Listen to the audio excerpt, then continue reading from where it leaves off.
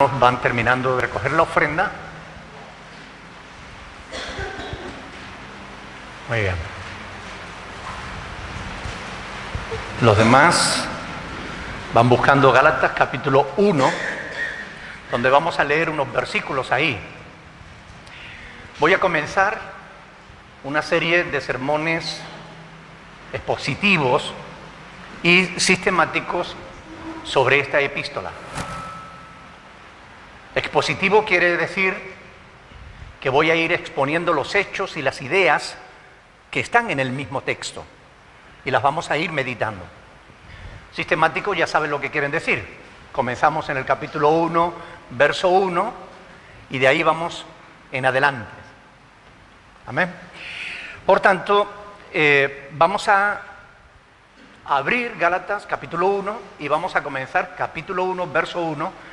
Vamos a ponernos de pie para leerlo, por favor, verso 1 y 2. Quiero que presten atención a estos dos versículos. Son los que vamos a meditar hoy. Gálatas capítulo 1, versículo 1 y 2. Dice la palabra del Señor: Pablo, apóstol, no de hombres ni por hombre, sino por Jesucristo y por Dios el Padre que lo resucitó de los muertos. Y todos los hermanos que están conmigo a las iglesias de Galacia. Hasta ahí la palabra del Señor. Padre del cielo, te damos muchas gracias por habernos dejado tu palabra escrita, para que por ella podamos conocerte cada día más y mejor, para que por ella también sepamos cuál es tu voluntad específica para nuestra vida. Te rogamos, Señor, que tú abras nuestros ojos, nuestra mente y nuestro corazón a tu palabra, para que no encuentre obstáculo en cada uno de nosotros, sino todo lo contrario, que tu palabra sea recibida con gozo, con gratitud, y que ella produzca en nosotros el cambio, la transformación que tú quieres producir en cada uno de nosotros. Como ha dicho el pastor Andrés, que no salgamos de aquí como entramos. Llévate la gloria y la honra, porque solo tú la mereces, Señor, en el nombre de Jesús. Amén. Pueden sentarse, mis hermanos.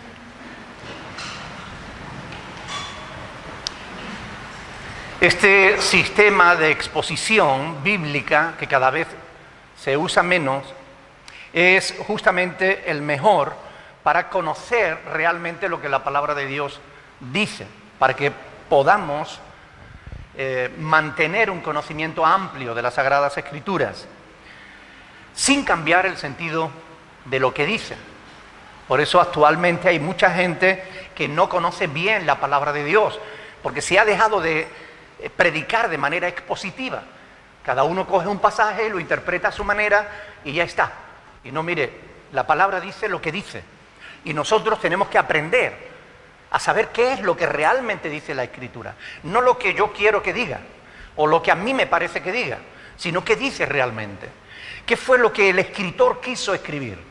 Y escribió. ¿Qué fue lo que él entendía y quería que los demás entendieran? ¿Qué es lo que los que lo leyeron por primera vez entendieron?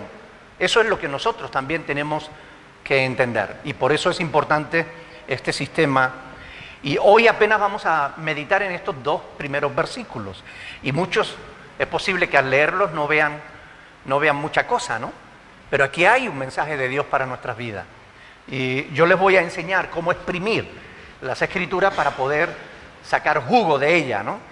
Escudriñarla a la luz de la propia Biblia, a la luz de su propio contexto, porque la Biblia no se interpreta a la luz de la filosofía que impera en el momento. La Escritura no se interpreta a la luz de las modas. La Escritura no se interpreta a la luz de los cambios culturales. La Escritura se interpreta a la luz de la propia Escritura. Y un texto debe ser equilibrado a la luz de otros textos. Y esto es importante tenerlo en cuenta. Pablo comienza esta epístola, esta carta, defendiendo su ministerio, es decir, la legitimidad de su apostolado. Por eso él dice: apóstol no de hombres ni por hombres, sino por Jesucristo y por Dios el Padre que lo resucitó de los muertos. Él quiere dejar claro que él es apóstol. ¿Apóstol de quién? De Jesucristo. Él fue llamado por Cristo al apostolado. Actualmente Cualquiera que dijera estas palabras estaría mintiendo como un bellaco. Porque Jesús solo tiene 12 apóstoles. Llamó a 12, uno se le estropeó y después llamó a otro más para sustituirlo. Y solamente del apóstol Pablo se dice que fue llamado por Jesús. Por tanto, es importante que todo cristiano sepa que Jesús solo tiene 12 apóstoles, no más. Efesios capítulo 2, versos 20, no hace falta que lo busquen. Ahí dice que la iglesia está fundamentada sobre el fundamento de los apóstoles, está edificada, sobre el fundamento de los apóstoles y profetas. Así que, como nadie puede cambiar el fundamento, apóstoles y profetas ya cumplieron su función, poner el fundamento. Pablo dice que nadie puede poner otro, por tanto, ya no es necesario ni apóstoles ni profetas. Ya es necesario que permanezcamos edificados sobre ese mismo fundamento. Esta semana, como muchas otras, me preguntaron, alguien a través de internet, pues me preguntó, porque como decimos estas cosas y las enseñamos, y hemos dicho en otras ocasiones que Pedro se equivocó al escoger a Matías como sustituto de Judas, él me decía que por qué se equivocó Pedro si está en la Biblia. Y bueno, el problema de interpretar la Escritura de esa manera es que cometemos errores si no la entendemos bien. Que esté en la Biblia no quiere decir que aquella elección fuera inspirada por el Espíritu Santo. Por ejemplo, sabemos que Pedro negó al Señor. Lo sabemos, ¿verdad? Está escrito en el Evangelio de Mateo. ¿Inspiró el Espíritu Santo a Pedro a negar a Cristo? Desde luego que no. Pero el Espíritu Santo sí inspiró que esa negación quedara registrada en el Evangelio. ¿Entienden la diferencia? Pedro le dijo, cuando Jesús le reveló a Pedro que iba a ser entregado y a dar su vida en rescate por nosotros, Pedro le dijo, Señor, de ninguna manera, que eso no te acontezca. Y Jesús le dijo, apártate de mí, Satanás, porque me eres tropiezo. Y eso está registrado en la Biblia. Que esté registrado en la Biblia quiere decir que las palabras de Pedro, el hecho que él, o sea, la acción que él hizo, ¿era inspirada por Dios? Desde luego que no. Era inspirada por Satanás, el adversario que quería impedir que Cristo diera su vida por nosotros. Pero está en la Biblia, sí, pero eso no quiere decir que fuera correcto lo que él hizo. Pedro se equivocó en numerosas ocasiones. Se equivocó al negar al Señor, se equivocó al tratar de evitar que Jesús diera su vida por nosotros, se equivocó al escoger a Matías, porque no hay ni un solo pasaje bíblico en el que Jesús encargara a los apóstoles que ordenasen otros apóstoles. Y sabemos que eso se hace hoy. Por eso nadie puede decir hoy estas palabras que dijo Pablo, apóstol de Jesucristo, no por hombre, no de hombres ni por hombre, sino por Jesucristo y por Dios Padre que lo resucitó de los muertos. Pablo es un auténtico apóstol porque fue llamado por el mismo Cristo. Y Cristo tiene 12 apóstoles. Y la Biblia termina hablando de 12 apóstoles. No existe más apóstoles hoy en día.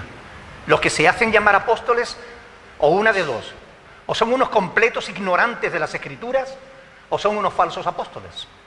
Así de simple. Yo no veo ninguna tercera opción.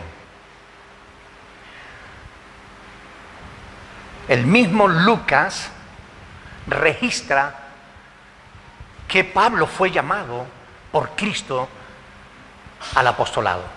El libro de los Hechos de los Apóstoles lo escribió el evangelista Lucas, el evangelista y médico e historiador.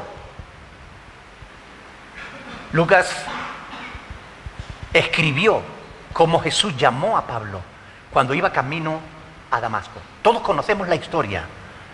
Jesús le salió al encuentro y lo llamó como apóstol.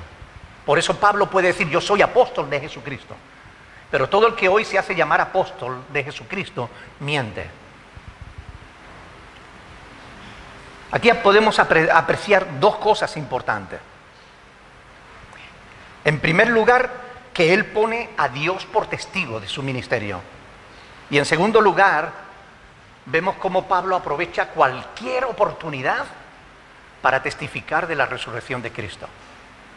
Ya al principio de la carta, en el primer versículo, como si fuera su tarjeta de presentación, él dice, por Jesucristo y por Dios Padre que lo resucitó de los muertos.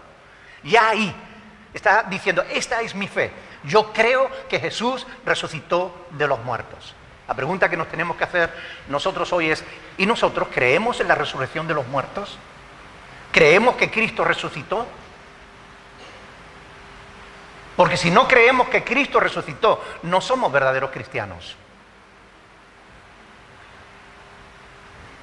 No son pocos los que, a pesar de hacerse llamar cristianos, no creen que Cristo resucitara. Pero Pablo lo presenta como un hecho histórico. De hecho, la resurrección no es un dogma de fe.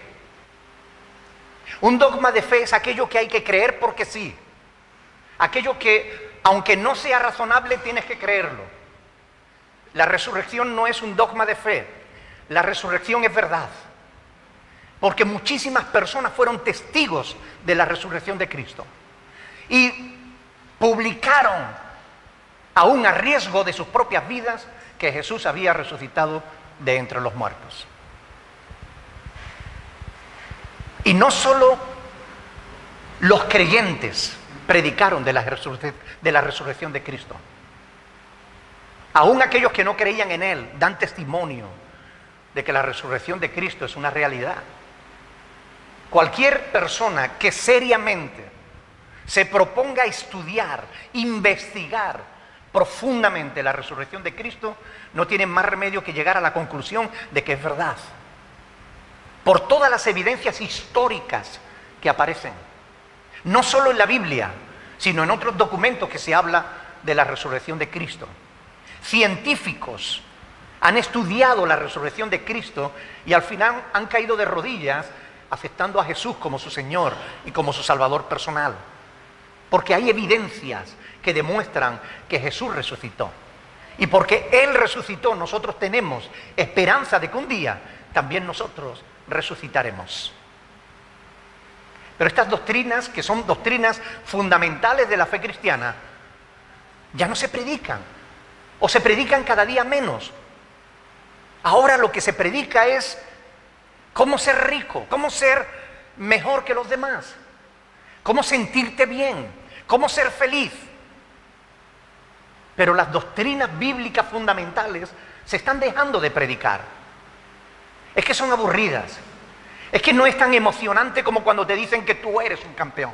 Ánimo, tú eres un campeón. Tú puedes conseguir lo que tú quieras. Sueña a lo grande y lo conseguirás. Esos mensajes de autoayuda, de psicología barata, están sustituyendo a la predicación expositiva de los hechos fundamentales de la fe cristiana. Y no debiera ser así.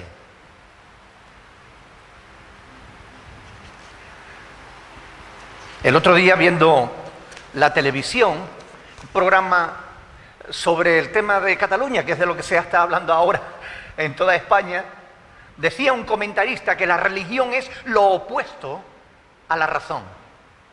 No, señor, no es verdad. La religión no tiene por qué ser irrazonable.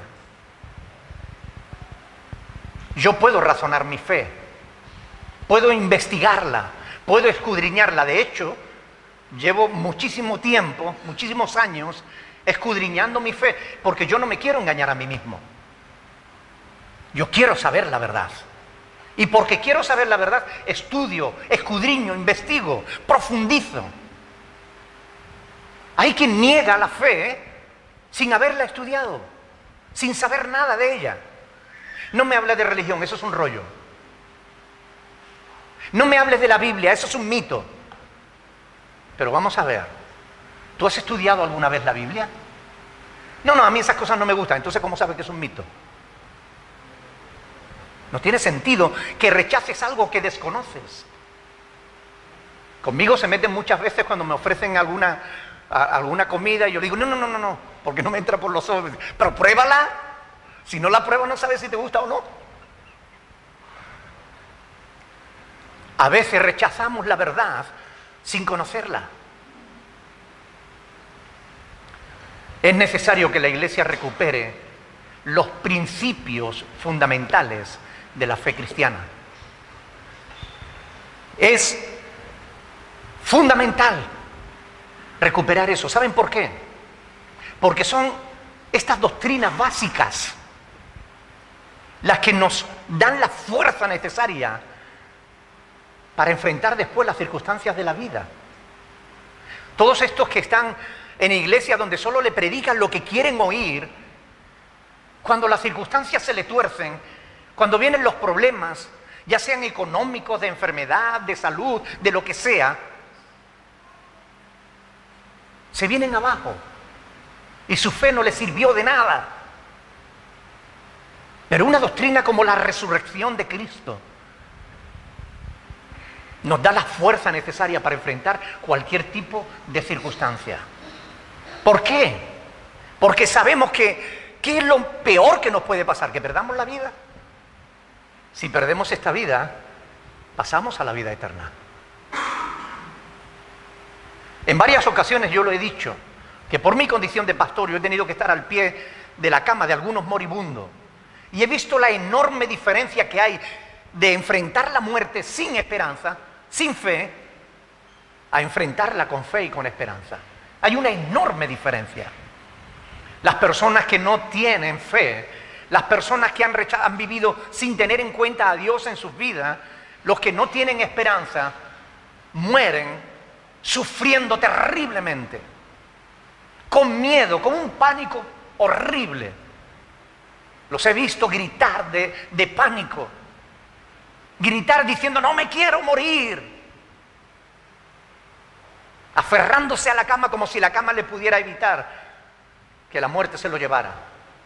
Y he visto a cristianos morir con una sonrisa en los labios, diciéndole a la esposa que me voy antes que tú, que mi Señor viene a recogerme, con gozo, con esperanza, diciendo, pues ya no voy a tener más dolor, ya no voy a tener más enfermedad, Dios me va a dar un cuerpo nuevo. ¿Entienden la diferencia entre una predicación vacía y una predicación bíblica?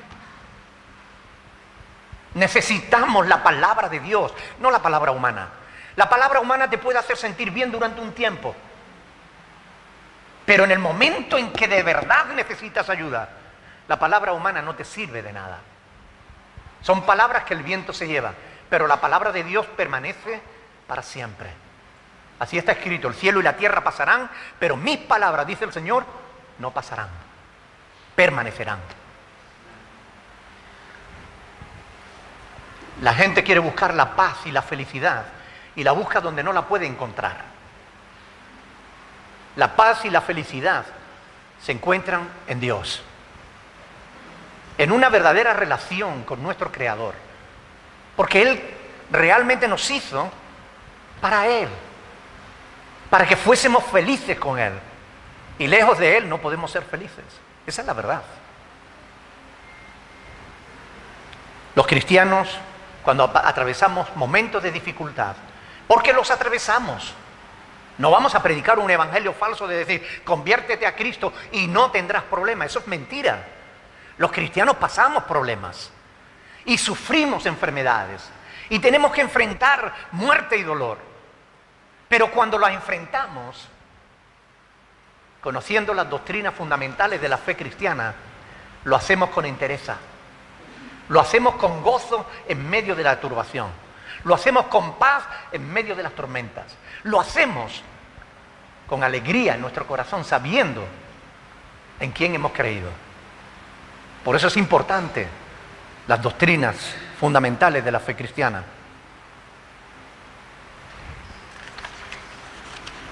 El Espíritu Santo nos da testimonio de que somos hijos de Dios.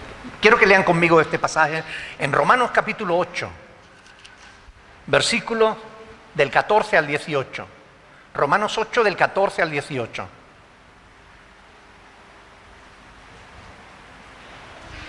Vamos a leerlo desde el 12, por aquello del contexto. Romanos 8, 12. Escuchen bien, son palabras inspiradas por Dios. Y dice, así que, hermanos, deudores somos, no a la carne, para que vivamos conforme a la carne. Porque si vivís conforme a la carne, moriréis. Mas si vivís por el Espíritu, hacéis morir las obras de la carne. Mas si por el Espíritu hacéis morir las obras de la carne, viviréis. Porque todos los que son guiados por el Espíritu de Dios, estos son hijos de Dios. La pregunta es, ¿tú eres inspirado, tú eres dirigido por el Espíritu de Dios o por palabras de hombres vanas y vacías? Pues no habéis recibido el espíritu de esclavitud para estar otra vez en temor, sino que habéis recibido el espíritu de adopción, escuchen bien, de adopción, por el cual clamamos, Abba, Padre. Y el Espíritu mismo da testimonio a nuestro espíritu de que somos hijos de Dios. Escuchen bien, aprovecho la oportunidad para combatir una herejía que Carl Luna está diciendo por ahí. Está diciendo que como somos hijos de Dios, somos Dios pequeño. Si somos hijos de Dios, si Mario es un hombre y tiene hijo, ese hijo también será de su propia naturaleza. Por tanto, si somos hijos de Dios, somos de la misma naturaleza de Dios. Mentira. Está interpretando mal las Escrituras, no conoce la Biblia. Mire, ¿qué ha dicho ahí en el versículo 15? Dice, sino que habéis recibido el espíritu ¿de qué? De adopción. Yo puedo adoptar un perro y el perro no es de mi misma naturaleza. Dios nos ha adoptado como hijos, pero no participamos de la naturaleza divina. Yo no soy eterno, suficiente, omnisciente, omnipotente, como Dios lo es. Y afirmar que lo es una herejía. Somos hijos de Dios, adoptados por Dios, por medio de la fe.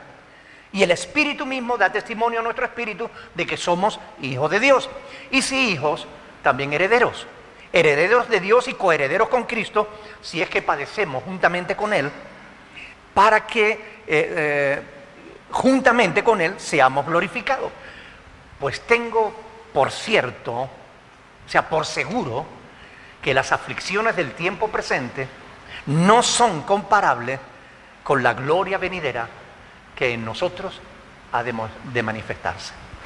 Es decir, Pablo creía en la gloria venidera. Pablo sabía que había una vida después de esta. Pablo creía en la resurrección de Cristo. Por eso podía creer en su resurrección. Porque aquel que resucitó de los muertos a Cristo, también nos resucitará a nosotros en el día postrero. Yo creo en la resurrección de los muertos. Yo creo que cuando cierre mis ojos aquí, los abriré en la presencia de Dios. Y esa fe me da seguridad, me da certeza, me da fortaleza para enfrentar los problemas de la vida. Me da sabiduría para no dejarme engañar. Mucho me temo que si hoy muchos de los que están en las mega iglesias, siguiendo a estos falsos profetas, a estos falsos maestros, si algunos de ellos tuvieran un verdadero problema, rápidamente abandonarían la fe. Si se formara una persecución donde hay esas mega iglesias, yo creo que no iban a quedar muchos. Y posiblemente el primero que huyera a esconderse sería el pastor. Porque no tienen verdadera fe. Porque no creen en los principios fundamentales de la fe cristiana. En cambio, la historia nos da abundante testimonio de que aquellos que han creído la verdad, aquellos que han creído en la resurrección de los muertos, han enfrentado su propia muerte con entereza. Muchos predicaron de la resurrección de Cristo Y muchos de ellos tuvieron que pagar con su propia vida el no negarlo, el no negar que Cristo había resucitado. Los que de verdad creemos en las doctrinas bíblicas, los que no nos hemos vendido al mejor postor, los que aún mantenemos fe en la palabra de Dios, los que no buscamos la felicidad en lo temporal, sino en lo eterno, nosotros, los cristianos, no sufriremos pérdida cuando el mundo se desmorone a nuestro alrededor. Nosotros recibiremos uno mejor. La palabra de Dios nos da testimonio de ello. Hay un nuevo cielo y una nueva tierra en los cuales mora la justicia.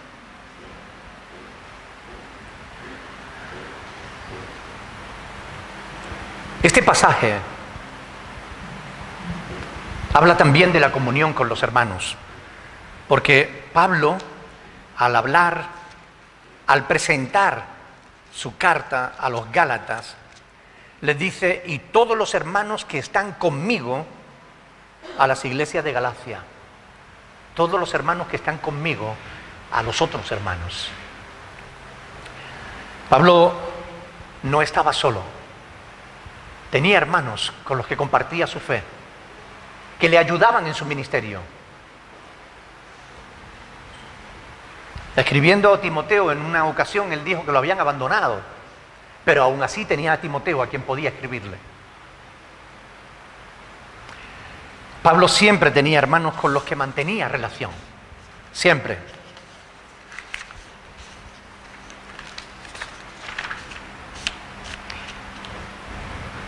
Porque la comunión es importante, porque nos necesitamos los unos a los otros.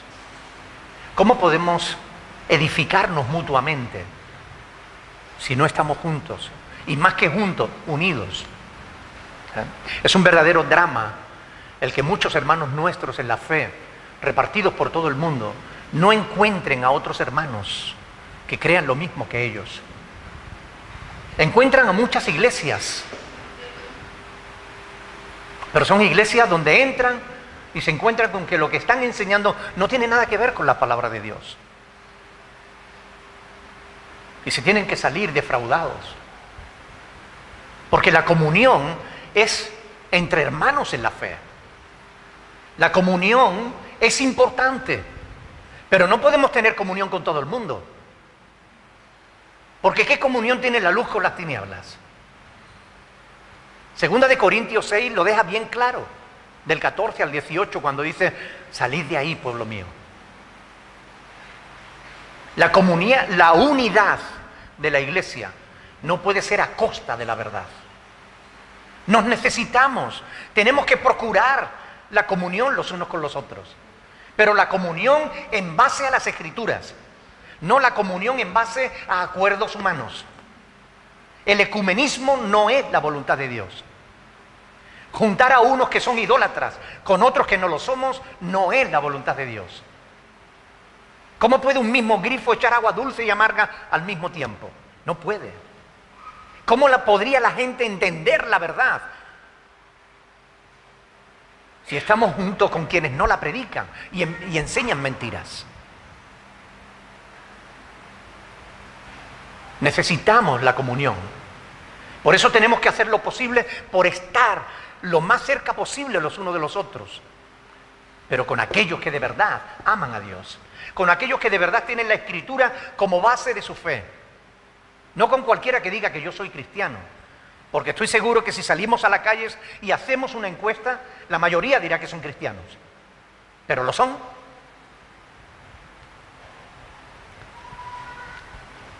Yo desde aquí quiero animar a mis hermanos que no encuentran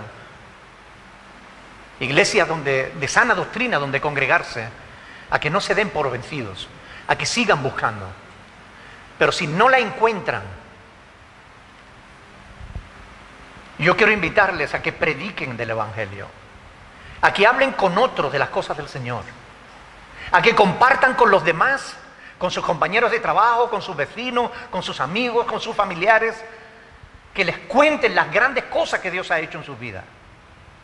Porque ¿qué sabes tú si quizás se conviertan y entonces ya tengas con quién congregarte? Recuerden que Jesús dijo, donde hayan 2 o 3 congregados en mi nombre, allí estoy yo. Y si Cristo está ahí, eso es una iglesia.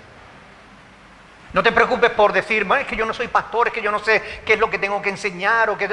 No pasa nada, cuéntale lo que Dios ha hecho en tu vida. Reúnanse, oren, tienen la Escritura, pídanle a Dios que les ayude.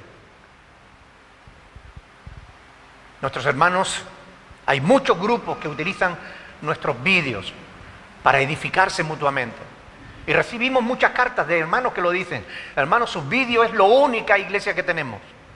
Es triste que en pleno siglo XXI, cuando todo el mundo tiene Biblia en casa, la mayor parte de las iglesias estén predicando otra cosa que no sea Biblia.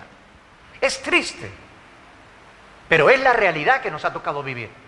Nos ha tocado vivir en el tiempo de la apostasía, porque estamos en los tiempos finales.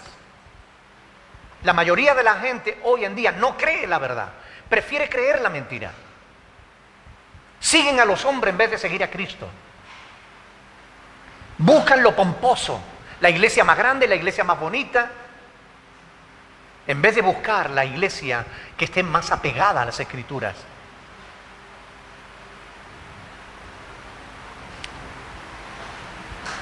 ¿Saben? Este texto que estamos escribiendo, estamos meditando, lo escribió Pablo a la iglesia de Gálata, a las iglesias de Galacia, a los Gálatas. Son congregaciones que él mismo había fundado y con las que mantenía comunión por medio de cartas. Y estas cartas, inspiradas por el Espíritu Santo, ayudaron a los hermanos de Galacia, pero también nos pueden ayudar a nosotros en el siglo XXI, si las tomamos y las meditamos paso a paso, si vamos estudiando la palabra de Dios. Toda la Escritura es útil. Toda la Escritura es inspirada por Dios y útil para nuestras vidas. Por eso debemos conocerlas.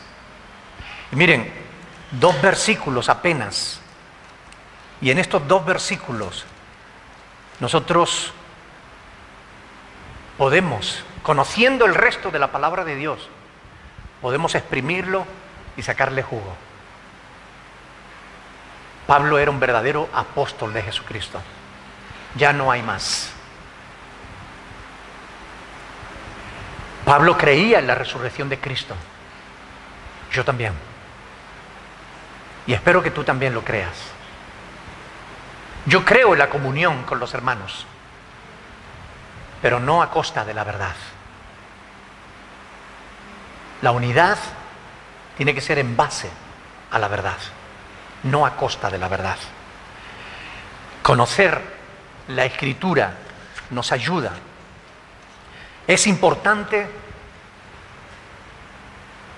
que la palabra de Dios siga siendo predicada tal cual es.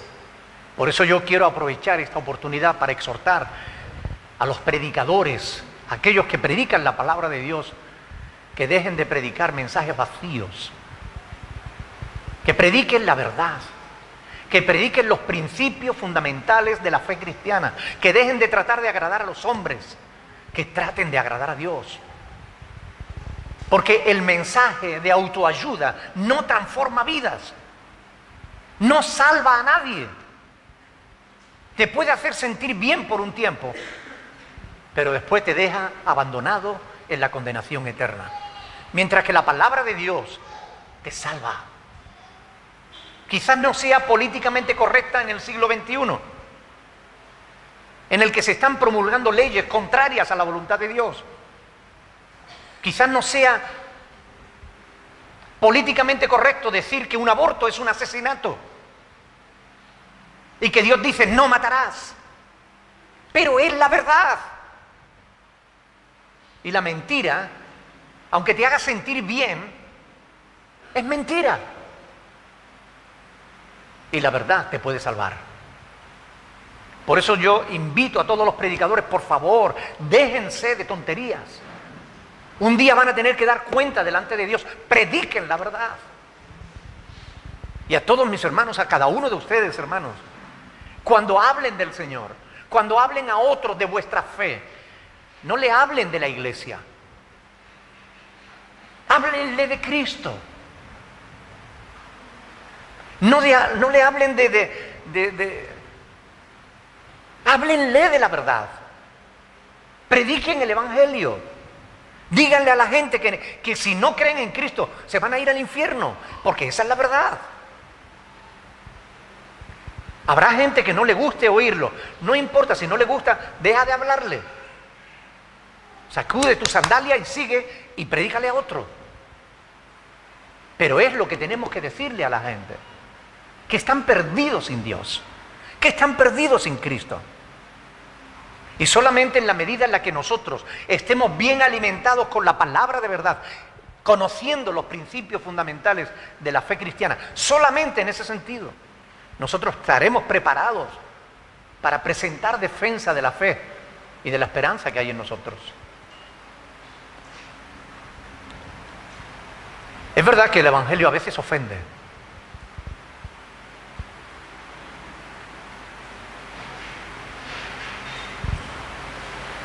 Pero solo el Evangelio salva. Puede que los mensajes de autoayuda te hagan sentir bien por un tiempo, pero no te salvan. El Evangelio sí. Entonces cada uno de nosotros tenemos que tomar la decisión. ¿A ti te ofende que te prediquen la verdad? Si te ofende, pues te aguanta, porque yo no voy a predicar otra cosa.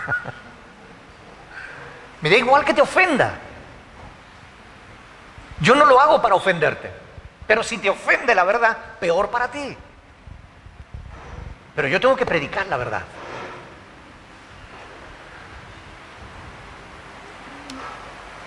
Hermanos, un resumen.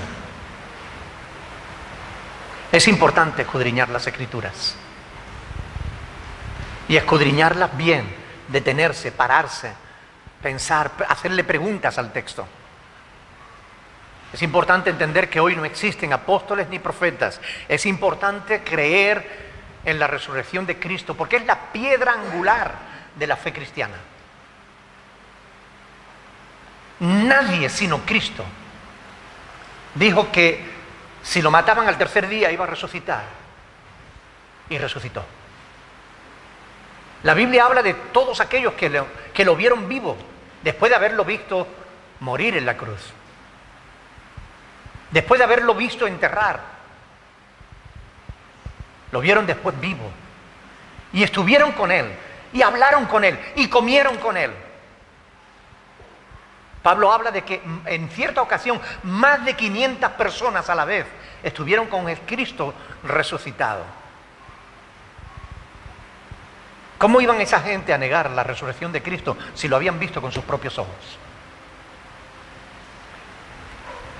Si tú no crees en la resurrección de Cristo, tú no eres un verdadero cristiano.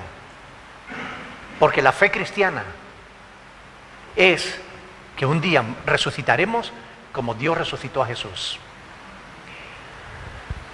La fe en las verdades de la palabra de Dios nos dan fuerza para enfrentar las dificultades de la Biblia, de la vida. Es importante la comunión con los hermanos, pero no podemos tener comunión con todo el mundo, sino con aquellos que de verdad creen en Dios y en su palabra. Conocer todas estas cosas nos protegen. Nos protegen de las falsas doctrinas, de los falsos apóstoles, de los falsos maestros, de los falsos pastores. Y tenemos, los pastores que de verdad servimos a Dios, tenemos el deber, la obligación de predicar la verdad, de predicar la palabra de Dios, no de hacer sentir bien a la gente, sino de mostrarles la verdad de las Escrituras. Esto es lo que nos enseñan estos dos versículos. Fíjense, 2 versículos apenas. Esta epístola nos va a enseñar muchas cosas. Por eso es importante que vayan leyéndola. Estúdienla. Porque van a encontrar en esta epístola del apóstol Pablo a los Gálatas, van a encontrar multitud de cosas interesantísimas. Y todas ellas nos van a resultar útiles en nuestro caminar diario con Cristo. Amén. Yo les invito, hermanos, a que amen la palabra de Dios, a que la escudriñen, a que no tengan la Biblia solamente para cogerla cuando vienen al culto. Cójanla en casa, léanla, medítenla. Si no entienden algo, para eso estamos los pastores, para explicar la palabra de Dios. Pero estudien la palabra.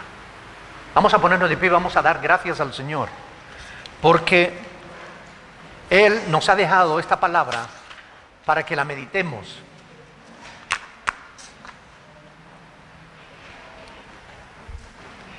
Y tenemos no solo la carta de Pablo a los Gálatas, tenemos otros muchos escritos que podemos meditar y de los que podemos sacar enseñanzas hermosas para nuestra vida, que van a alimentar nuestra fe, que van a fortalecer nuestro espíritu, que nos van a ayudar a enfrentar las dificultades de la vida con otra manera. Vamos a orar. Me gustaría que 2 o 3 personas estén orando a Dios, dándole gracias por habernos dejado su palabra escrita. Aleluya.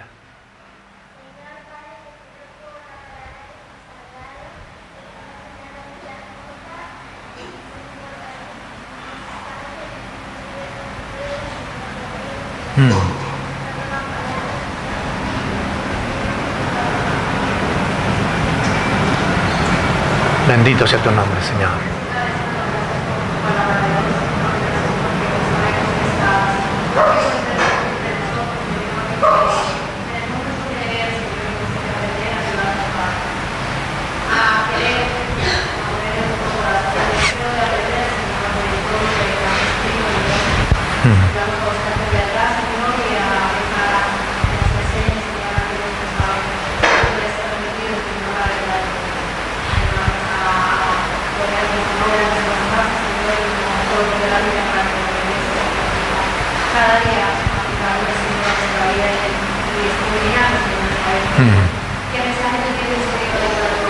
Amén, Padre.